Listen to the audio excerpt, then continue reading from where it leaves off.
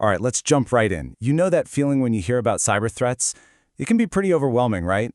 Well, we're going to cut through all that noise. In just the next few minutes, we're going to turn that anxiety into a super clear, actionable plan to build what I like to call your own digital fortress. You know, this isn't about some faceless corporation getting hacked anymore. The whole game has changed. The threats we're seeing now, they're smart, they're personal, and they're aimed right at you. And the scale, wow, it's just on a whole other level. So do you ever find yourself thinking, it won't happen to me? I get it, but that's honestly one of the most dangerous ideas out there.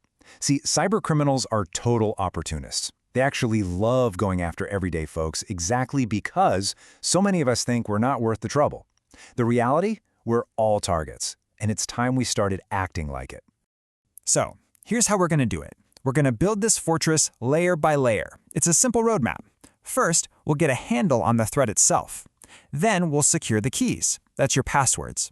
After that, we'll build up the walls, which is your network. Then we'll set up the watchtower to spot scams from a mile away. And the best part?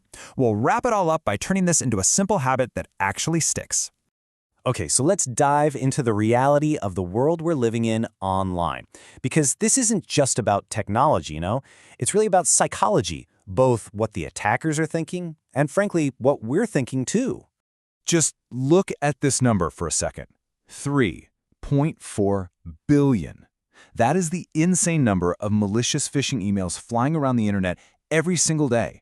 The scale is just mind-boggling, and that's exactly why our defenses have to be up to the task.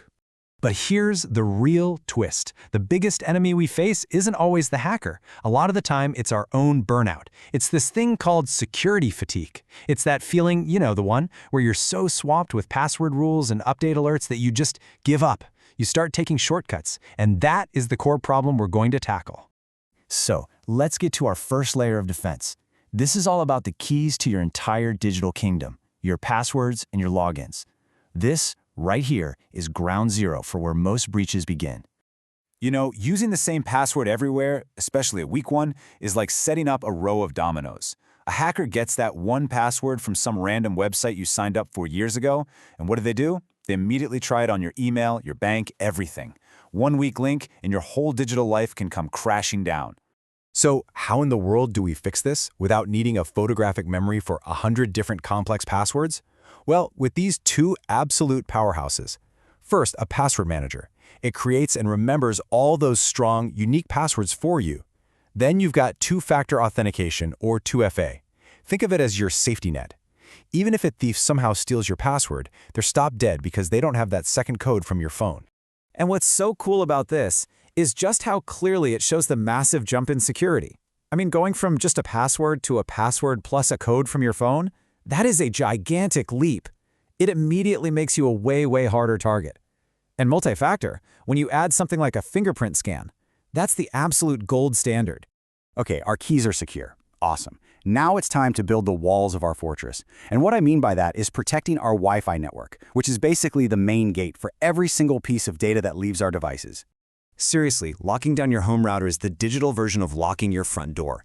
You'd be shocked how many people never change the default passwords, which, by the way, are all over the internet. So just take 15 minutes and do these things. Change the admin and Wi-Fi passwords, turn on the strongest encryption you can, and make sure its software is updated. Oh, and a guest network is a fantastic idea. It keeps all those smart speakers and your friends' phones in their own little sandbox away from your important stuff. Right, so your home base is secure, but what happens when you're out at a coffee shop or the airport? Public Wi-Fi is, it's notoriously sketchy. Bad actors can literally sit on that same network and watch everything you do, or, even worse, set up fake evil twin networks that trick your phone into connecting to them. These really are the non-negotiable rules for using any kind of public network. Your number one best defense is a VPN, a virtual private network. It just wraps all your data in a secure encrypted tunnel, scrambling it so nobody can read it. On top of that, always look for that little HTTPS padlock in your browser, and for sure, turn off any settings that let your device auto-connect to networks or share files. This brings us to our third layer, building the watchtower. A fortress can have the strongest keys and the thickest walls, but we still need to be able to spot an attacker who's trying to trick their way inside. These are called social engineering attacks, and they are incredibly clever. So phishing is the absolute classic. It's that email that looks like it's from your bank or a delivery service, maybe even your boss. It's designed to make you feel a sense of urgency, to panic and click a bad link or give up your password. And believe me, they are getting unbelievably realistic these days. Smishing is really just the same idea, but it comes through a text message instead of an email. And it's so effective because, let's be honest, we tend to trust our texts a bit more and we act on them much faster. That fake, "Hey, there's a problem with your package" message, that's a textbook smishing attack. And then there's vishing, or voice phishing. And this is where things get genuinely scary. With today's AI, an attacker can take just a few seconds of audio from a social media post and clone someone's voice perfectly.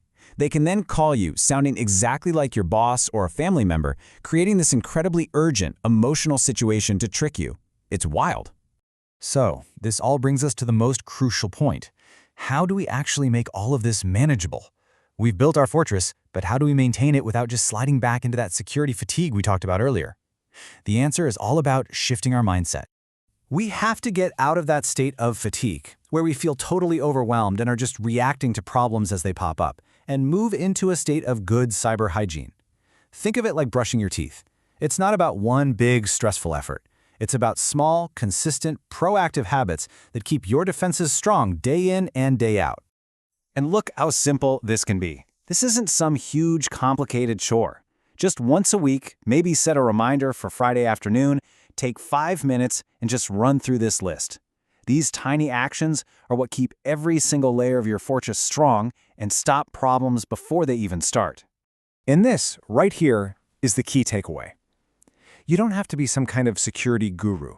You don't have to be perfect. You just have to be consistent. It's these small, regular habits that build up this powerful, compounding protection that makes you so much harder to target than someone who does nothing at all. So I'll just leave you with this question. Forget trying to boil the ocean and do everything at once. Just pick one thing, one single thing we've talked about. Maybe it's turning on 2FA for your email, or finally getting a password manager, or just scheduling that 5-minute weekly check-in. What's the one habit you're going to start today to lay that first brick of your fortress?